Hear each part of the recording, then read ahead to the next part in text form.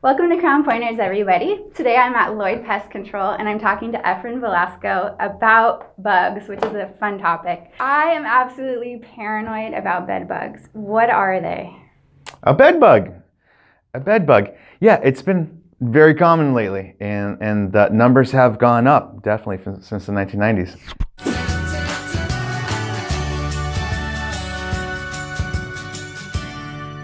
Bed bugs are a wingless parasite, and if I were to compare them, they're about the same size as a watermelon seed.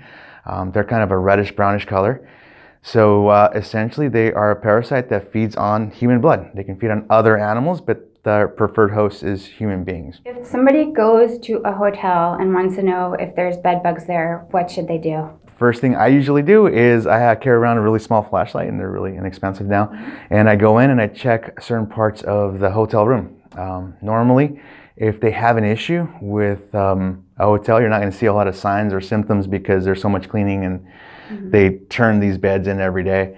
But what I'm looking for is blood stains, which is the fecal stains. I'm looking for cat skins. I'm looking for the adults or the young. So there's really specific areas that I go to, usually right around the bed. Also, a really common area that we see a lot of bed bugs is behind the bed frame, behind the backboard. That's a really common place to find bed bugs. That's one of the first things I do is I'll grab maybe a business card and just kind of run it through it, take a look with a flashlight to see if I can see anything. They are very cryptobiotic, so they don't like being out in the open. They're going to be hidden away in different areas, and they blend really well, especially to a dark background. They blend in really well. But with a flashlight, you are able to see them if they're there. Yeah. The adults, the eggs are much more difficult to see. And you gotta have an eye. You gotta be trained a little bit. But the adults are big enough. Like I said, they're the size of a watermelon seed, so they are big enough where you can see them. And what do bed bugs actually do? Bed bugs. Bed bugs are mainly nocturnal. They really, with some exceptions, come out at night. There have been some instances we know now of movie theaters having bed bugs that are coming out during the day. What they come out at night is for a blood meal, so they generally stay really close to. You're looking at me a weird. Blood meal sounds disgusting. Sorry. No, that's why I want to know how to check when I go someplace. Yeah, no, they're looking for a blood meal, and it does take a certain amount of time, something like 10 or 15 minutes to get a full blood meal out of a human being. So what they're doing is they're waiting for us to fall asleep or not move for a while. Then they'll move around, they'll crawl on top of you, and they'll take a blood meal. It takes them a certain amount of time. They actually kind of spit in some saliva in you. That's kind of an anesthetic, so you really don't feel it at all. I've been intentionally bit by bed bugs to see what it feels like at the University of Riverside, just to see what it feels like. I felt nothing.